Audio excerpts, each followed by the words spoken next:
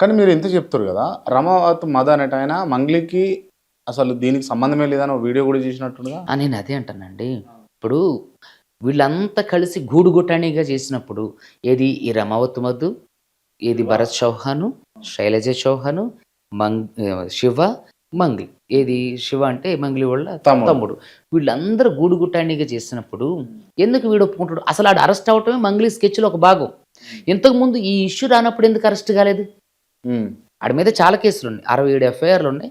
తర్వాత మేము పెట్టించిన చాలా ఎఫ్ఐఆర్లు అయినాయి, మంగ్లీతో పాటుగా వాళ్ళందరి మీద ఎఫ్ఐఆర్లు అయినాయి. మరి అంతకుముందు ఎందుకు అరెస్ట్ కాలేదు?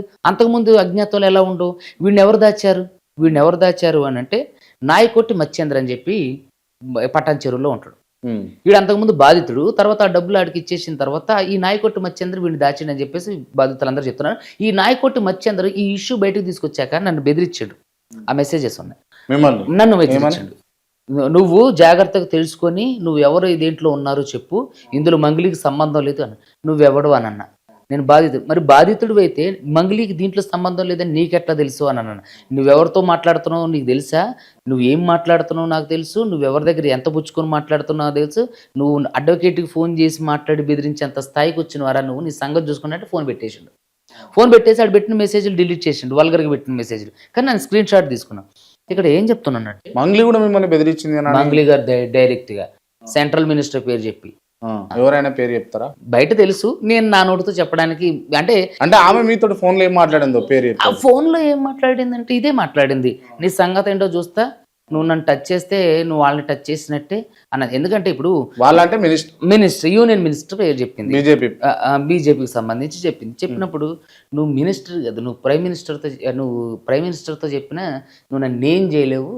నువ్వు అంటే నువ్వు తప్పు చేసి ఇంత బెదిరింపులకు పాల్పడుతూ డబ్బులు ఆఫర్ చేసినాక చేయకముందుగా మీకు డబ్బులు ఆఫర్ చేశాక తీసుకోకపోతే సామ వేద దాన దండోపాయం. ఈ పిల్లకి వీటి గురించి బాగా అవపోసన పట్టినట్టుంది, చాలా వంట పట్టించుకుని మాట్లాడింది మీతో. అసలు ఆడెవడో నాకు తెలియదు అంది. ఈ రమావత్ మధు ఎవడో నాకు తెలీదు, ఆ శైలజ చౌహాన్ ఎవడో నాకు తెలీదు, అసలు వీళ్ళు ఎవరో నాకు తెలుస్తారు. లేదు నేనే ఈ ఇష్యూ నా దగ్గరకు వచ్చినప్పుడు నెల తర్వాత ప్రెస్ మీట్కి వెళ్ళడానికంటే ముందు అసలు ఇప్పుడు ఒకళ్ళ వాదన వినడం కంటే ఆమె వాదన వింటే మనకి ఇంకా క్లారిటీ వస్తుంది. ఇప్పుడు వాది ప్రతివాది మాటలు విన్న తర్వాతే మనం దేన్నైనా ముందుకు తీసుకెళ్లాలని. నేను కాల్ చేయలేదు. నేను మ్యూజిక్ డైరెక్టర్ కార్తిక్ కొడగండ్ల గారికి ఆ అమ్మాయి పరిచయం. ఇట్లా కార్తిక్ కొడగండ్ల గారు వాళ్ళందరూ ఉండంగి, కార్తిక్ కొడగండ్ల గారు ఇట్లా మంగ్లీ ఇట్లా చెప్పి వాళ్ళ తమ్ముడు వీళ్ళు మంగ్లీ గారు కూడా ఉన్నారని చెప్పేసి బాధితులు వచ్చారు నా టేబుల్. ఆయన ఇంటర్వ్యూలో కూడా ఇదే చెప్పిండు. సో ఇట్లా వచ్చారు, ఒకసారి ఆమెతో మాట్లాడించండి. అసలు ఏమైనా తెలిస్తే మనం ఏదైనా ఆర్బిట్రేషన్ చేసి, ఇప్పుడు కోర్టు సంవత్సరాలు అంటే వీళ్ళు తిరిగే పరిస్థితిలో లేరు. ఆర్బిట్రేషన్ చేసి ఇప్పుడు రూపాయి కట్టినోడుకు 30, ₹100 కట్టినోడుకు ఇప్పుడు 50 పైసలు కట్టిండు, ఒక 40 పైసలు ఇస్తే ఫస్ట్ వాళ్ళకి ఒక ఆర్థిక ఆసరా ఉంటుంది. అందరూ దాంట్లో మీకు తెలుసో లేదో, మీకు చెప్పలేదు ఈ విషయం. అక్కడ రాయలసీమ ప్రాంతంలో వాళ్ళు పాపం చెప్పులు లేకుండా వచ్చారండి. చెప్పులు లేవు బాధితులు, వాళ్ళు కడు పేదలు. ఒక అమ్మాయి అయితే కర్ణాటక నుంచి వచ్చింది, ఆవిడకైతే ఛార్జీ డబ్బులు లేకపోతే నేను ఇచ్చే ఛార్జీ డబ్బులు. అంత కడు పేదలు. నిజంగా వాళ్ళకి ఎంత మనసు, అట్లా వాళ్ళకి మనసు ఎలా చేసిన. నేను కూడా మాట్లాడినా, అంటే ఆ పేదోళ్ళే కదా ఆమె ఇంత పెద్ద చేసింది. అయితే నేను చూసేది. అయితే వెళ్ళిన తర్వాత ఆవిడ ఫస్ట్ అంటే బుజ్జగించింది, ఆడెవడో నాకు తెలియదు అంది. తర్వాత ఆడితో ఫోన్లో కలిపింది. రమావత్ వాళ్ళ తమ్ముడిని తీసుకుంది లైన్లో. వాడు కూడా ఆడు సుబ్బు అంటే ఎవడో, ఆడు అడ్వకేట్ అయితే ఏంటి, ఆడెవడో నీకెందుకు అట్లా అంటున్నా. చిన్న పిల్లోడు అండి నా తమ్ముడు అని అన్నది. నోట్లు లెక్క పెట్టే ఫేస్ అండి ఇది అన్నది కదా. కోట్లు దొంగతనం చేసిన ఫేస్ అది. కోట్లు కొల్లగొట్టి సామాన్య ప్రజానీకా నుంచి కోట్లు తెలివి ఎక్కడ వీళ్ళకు? ఏమండి మనం ఎక్కడ ఉంటున్నాం అండి? జంజీలో ఉన్నామండి. ఇప్పుడు 21వ శతాబ్దం లేదు. ఇప్పుడు ఇప్పటికీ కూడా 10,000 కోసము మీరు అంటారు కదా, ఛార్జీలు లేక డబ్బులు పెట్టుకున్నటువంటి స్థితిలో ప్రజలు ఉన్నారు. 10,000 వస్తే చాలు నెలసరికి అని డిగ్రీలు పీజీలు చేసిన వాళ్ళు ఆలోచించే స్థితిలో ఉన్నాము. 1,000 కోట్లు 100 కోట్లు ఎట్లా సంపాదించగలరు? అదేనండి మోసం. ఇప్పుడు నేనేమంటానంటే, మీరు చిన్నప్పటి నుంచి ఒక నానుడు అంటారు, అరే కష్టపడితే ఖచ్చితంగా పైకి వస్తారా అని అంటుంటారు. మరి 365 రోజులు రెక్కలు ముక్కలు చేసుకొని పొలంలో వంగి నాట్లేసి, అదే చెప్తున్నాండి, పొలంలో నాట్లేసి కొప్పనూర్చి ఒడ్లు తీసుకొచ్చి ఇంటికి 365 రోజులు కూలి చేసేవాడు ఈరోజు బిల్ గేట్స్ అవ్వాలి. ఆ లెక్క ప్రకారం అరే కష్టపడినోడు ఖచ్చితంగా పైకి వస్తారా అన్నోడు వీడు రెక్కల ముక్కలు చేసుకొని వాడు రక్త మాంసాలన్నింటినీ కూడా ఎండకి చెమటోర్చి మరి పెట్టి ఒక పంటను తీసినటువంటి వ్యక్తి ఈ రోజు బిల్ గేట్స్ అవ్వాలి. మరి ఆడు ఎప్పటికి 365 రోజులు కూల్ చేసాడు, ఆడు జీవితకాలం అంతా కూడా డొక్కలెండిపోయేదాకా కూల్ చేస్తూనే ఉండవు. మరి ఎవడు బాగుపడుతుండో? ఎవడో బిజినెస్ చేసేవాడు. బిజినెస్ ఎట్లా చేస్తుండో? బిజినెస్ చేసేవాడికి ఒక ప్రాథమిక మూలధనం ఎక్కడి నుంచి వస్తుంది? ఆర్థిక దోపిడీ. ఇప్పుడు ఒకడు బిజినెస్ చేయాలంటే ₹1 కోటి కావాలండి. మరి ఒకడు బిజినెస్ పేరు మీద మోసం చేయాలంటే ఆడికి ₹1 కోటి అవసరంలా. ఆడికి కావాల్సిన ప్రధానమైనటువంటి వనరు ఏంటి? మాయ మాటలు. ఆడు ఒక మసిబూసి మారేడు, ఒక హిప్నటిజం లాగా ఒక మసిబూసి మారేడుకాయ మాటలు చెప్పడం, ఆ మెళుకు ఉండి ఆ నైపుణ్యం ఉండగలిగితే చాలు, అతను ఖచ్చితంగా ఆ గోల్ రీచ్ అవుతారు. సో ఇట్లా కష్టపడితే పైకి వస్తారు అన్నది అది అబద్ధం. మనం చిన్నప్పటి నుంచి మోసాలే చేయాలి. వీళ్ళు మోసం చేస్తే మరి పైకి వచ్చారు. ఇంతవరకు కూడా ప్రాథమికంగా చెప్తలేరు మీరు. అంటే ఎంత మోసం చేసిరు వీళ్ళు?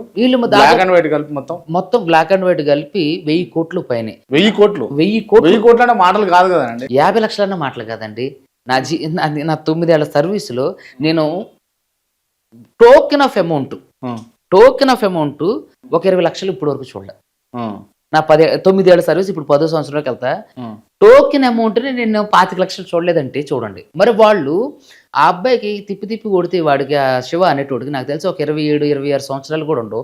ఆడు వాళ్ళ డ్రైవరే చెప్తుండు, వీడు మొత్తం కట్లంతా ఈ రోజు వచ్చిన ఆడు లెక్కలన్నీ చేసి కట్లన్నీ వస్తే వీడు నైట్ 11-12 తర్వాత వచ్చి ఆడు ఆ కారులో వేసుకొని వెళ్ళిపోయాడట. అంటే చూడండి, ఇక్కడ నేనేమంటానంటే వీళ్ళు మోసమే ప్రధాన లక్ష్యంగా చేసుకున్నారు. కాబట్టి మీరు చూస్తే గతంలో కూడా ఎంతోమంది గాన గంధర్వులు ఉన్నారు, ఎంతోమంది హై పాపులేటెడ్ సింగర్స్ ఉన్నారు, ఎంతో రెప్యుటేషన్ ఉన్నటువంటి హైలీ క్వాలిఫైడ్ మ్యూజిక్ నేర్చుకొని కర్ణాటక సంగీతం కానివ్వండి, లలిత సంగీతం కానివ్వండి, ఏదైతే రాగ సాధనాలు అంటే ఇన్స్ట్రుమెంటల్ ప్లేతో ఏదైతే నేర్చుకున్న వాళ్ళు మహా గనులు ఉన్నారు. మరి ఎవరికి లేనటువంటి ఒక హోదా, ఒక డబ్బు, ఒక ఐశ్వర్యం, ఒక దర్పం, పొగరు, అహంకారం మరి ఈవిడికి మాత్రమే ఎలా వచ్చినాయి? మరి బాగా సింప్లిసిటీ ఉంటుంది మహిళ. చాలా సింప్లిసిటీ. ఆవిడ బయలుదేరిందంటే ముందు 5 ఫార్చునర్లు వెనక 5 ఫార్చునర్లు ఉంటే అది చాలా. మీకు వీడియోలు చూపిస్తా చూడండి. ఏదో ఒక రోజు ఒక ఈవెంట్కి పోతే ఒక అనుకుంటే అన్నిటికి ఉన్నట్టేనా? అంతే. మరి వీళ్ళు ఈఓడబ్ల్యూ వాళ్ళు, సిసిఎస్ వాళ్ళు సీజ్ చేసినటువంటి ఇన్నోవాలన్నీ ఎవరి అండి? ఫార్చునర్లు అన్నీ ఎవరివి? వోల్వో కారు దాదాపుగా ఆ వోల్వో కారు 2 కోట్ల దాకా ఉంటుంది సుమారుగా. 2 కోట్ల వోల్వో కారును మెయింటైన్ చేయగలిగినటువంటి క్యాపబిలిటీ మంగ్లీ గారు ఇక్కడి. అంటే నేను యావరేజ్ గా ఆమె మాట్లాడితే, అంటే ఆమె గురించి మాట్లాడుకుంటే ఆమె మనకు తెలిసి ఆమె నెలసరి ఇన్కమ్ 10 లక్షలు వేసుకున్నాం. ఇప్పుడు 5-10 నుంచి ఆమె కష్టపడ్డా కూడా 2-3 కోట్లు సంపాదిస్తుందని అనుకున్నాం కదా. సో ఇప్పుడు ఆమె మీరు అంటున్నట్టు ఈ వోల్వో కార్లు లేకపోతే ఫార్చునర్ ముందు 5, 4 ఇంకో 5 ఫార్చునర్లు మెయింటైన్ చేయాలంటే లేదన్నా కూడా ఆమె బ్యాంక్ అకౌంట్ బ్యాలెన్స్ ఆమెకు లేదన్నా ₹1 కోటి పైన ఉండాలి. అసెట్స్ ముచ్చట దేవుడు ఎరగండి. అయితే నేను అదే అంటున్నా, ఈవిడ వోల్వో కారు కొంది, ఖరీదైన బంగాళాలు కొంది. ఆమెదేనా? ఆమెనండి. అంటే ఆమె పేరు మీద రిజిస్టర్ అంటే ఆవిడ వేసుకొచ్చినప్పుడు ఆవిడ పేరు మీద రిజిస్టర్. ఇప్పుడు ఒకసారి అంటే నేను కూడా మీకున్న కారు తీసుకొని పోతాను, నాది కాదు కదా. నేను అదే చెప్పబోయా. ఇప్పుడు నేనున్నానండి క్రాంతి గారు, ఒక రోజు అంటే నేను పలానా బయటకు వెళ్ళాలండి, మీరు కొంచెం కారు ఇవ్వండి అంటే ఇస్తారు. లేదా ఒక వారం రోజులు ఇస్తారు. కంటిన్యూస్గా అదే కారు వేసుకొని తిరుగుతుంటే మీరు నాకు ఇస్తారా ఆ కార్ని? మరి కంటిన్యూస్గా అదే కారు. మన బంధం బలంగా ఉంటే ఇస్తాం కదా, ఇయ్యలేము అట్లా కూడా. రోజు ఇస్తారా? అంటే మీ పనులన్నీ మానేసుకొని ఇక రోజు ఇచ్చేస్తారు. ఇప్పుడు నా దగ్గర 10 కార్లు ఉన్నాయి అనుకోండి, 10 కార్లు ఉంటే ఇస్తారు. అంటే ఆవిడ దగ్గర, అంటే ఎవరి దగ్గర ఈ కారు తీసుకొచ్చింది? మరి ఆ కారు తీసుకొచ్చినప్పుడు 10 కార్లు ఉన్నాయా చెప్పండి. ఇప్పుడు 10 కార్లు ఉంటే మీరు నాకు ఒక కారు ఇవ్వడంలో అసలు సమస్య లేదు. ఎందుకంటే మా సుబ్బు గారే కాబట్టి ఆయన కోర్టుకి వెళ్ళి వస్తారు, ఏడకి వెళ్తారు, తీసుకొచ్చి మళ్ళీ ఏడే పెడతారు అనుకుంటాం. అంటే 10 కార్లు ఉన్నోడే ఇవ్వగలరు. ఎవరున్నారు మరి అదే నేను చెప్పాను. అంటే మీ ప్రాపర్ ఎంక్వైరీలో అసలు ఏంది మంగ్లీ అంటే ఒక టోటల్ పిక్చరైజేషన్ ఏంది? నా ప్రాపర్ ఎంక్వైరీలో మంగ్లీ ఒక మాఫియానే నడిపిస్తుందని, ఒక మాఫియానే నడిపిస్తుంది. నయం గ్యాంగ్ కూడా ఉన్నది అని విన్నా. లేదండి, నాకు అది తెలీదు, నన్ను ఇరికించుకోండి క్రాంతి గారు. అయితే ఈవిడ ఏదైతే ఈ భరత్ చౌహాన్, శైలజ చౌహాన్, రమావతి మధు, తమ్ముడు శివ, వీళ్ళంతా ఫ్రేమ్ లోకి వస్తలేరు. ఎందుకు రాలేదు? వాళ్ళందరి మీద ఎఫ్ఐఆర్ లేని.